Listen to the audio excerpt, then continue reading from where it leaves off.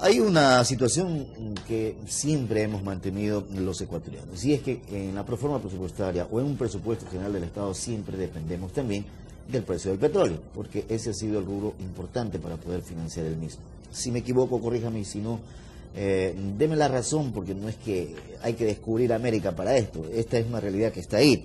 Y el tema es que se estima, según la proforma presupuestaria o el presupuesto para el 2010, que el barril del crudo ecuatoriano se venderá en $65,9, lo que significaría un petróleo en el mercado internacional cercano a los $75. ¿Usted cree o coincide con las proyecciones oficiales o no? Buenos días. Muy buenos días, muchas gracias.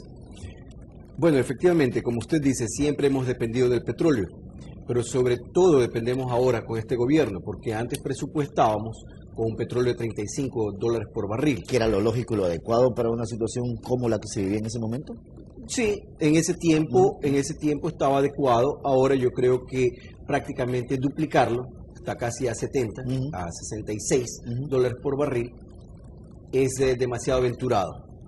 Y ya, o sea, tengo que decirlo, porque este gobierno se caracteriza por no ser precavido, y ya le sucedió anteriormente que el precio del barril de petróleo subió a 147 y esperaban que suba a 200, lo cual es ridículo, porque, o sea, hay que entender el porqué de la subida del precio del petróleo en estos días y también en el año 2008. ¿Y cuál es la tendencia a la que podría tener el precio del petróleo en el 2010?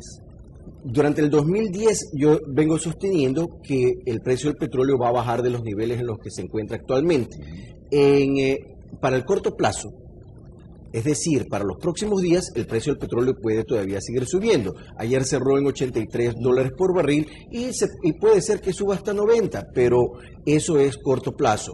Cuando se hace un presupuesto, entonces nosotros tenemos que regirnos en lo que es el largo plazo. No sé si es que allí se pueda ver el gráfico de largo plazo. A esta cámara ahí.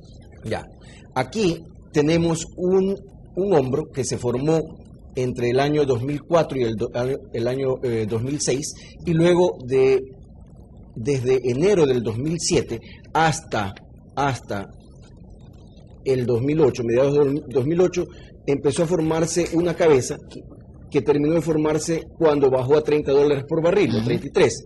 Ahora ha subido a 83, claro, y se está formando aquí el otro hombro. Ya. Esta es una figura bursátil que se llama cabeza y hombros, y es una señal de venta. Es decir, tarde o temprano el precio del petróleo va a bajar. Claro, porque si venden, entonces baja. Okay. ¿Y a qué se debe esto? La subida actual, así como la subida en el año 2008, se debe a asuntos especulativos. Actualmente se ha puesto mucha atención no al petróleo físico, sino al de papel, es decir, en las bolsas de valores.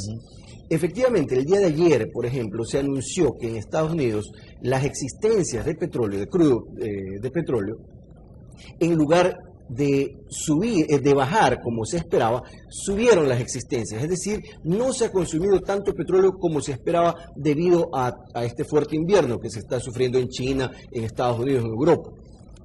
Y sin embargo el precio del petróleo subió. Y eso es porque los jugadores de bolsa están viendo más bien a la debilidad del dólar.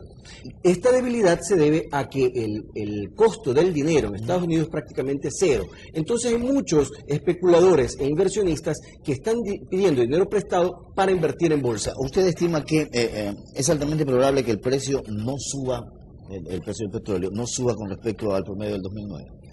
Mire, sí, efectivamente, lo que usted dice es correcto. Yo estimo que estará entre 50 y 80, como sucedió durante el año 2009. ¿Y cuáles son los efectos que podría tener el presupuesto general del Estado de poner un precio como este?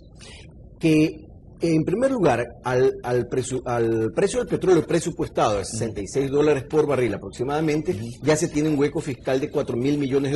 Claro. Si es que el precio del petróleo se sitúa $10 menos sobre el déficit sube. Claro, en $1.000 millones. Claro. Entonces ya no será 4.000, sino $5.000 millones. Pero es más preocupante todavía que cuando se hace un presupuesto nosotros tenemos que ver no solamente lo de este año, sino los próximos años, porque actualmente se piensa en proyectos de inversión que no duran un año. Por ejemplo, Se habla tanto de la refinería del Aromo, que como sabemos ya no va a ser en el Aromo, va a ser en otra localidad, unos 50 kilómetros de ese lugar, entre Manta y Montecristi. Y no se tiene todavía el financiamiento. Y además que demora un estudio ambiental de eso, ¿no? O sea... Y no solamente el estudio ambiental, sino se tiene que hacer estudio de ingeniería de detalle, antes de eso ingeniería básica, y nos dicen que van a empezar la construcción a mediados de este año. No o sea, nos están mintiendo, nos están contando cuentos de hadas que no se van a realizar más aún porque no hay financiamiento. Peor todavía si es que vamos a tener un hueco fiscal más grande de lo que se estima. O sea, el riesgo está en que si se ha puesto un precio de petróleo de 65,9 a 66 dólares, donde este baja, la situación se complica. Claro, se complica en el sentido de que este año yo estimo que no habrá proyectos de inversión porque la credibilidad del país está por los suelos. Nadie quiere darle prestado dinero al Ecuador debido a la política errada del presidente de la República. Y además, lo que es fundamental, porque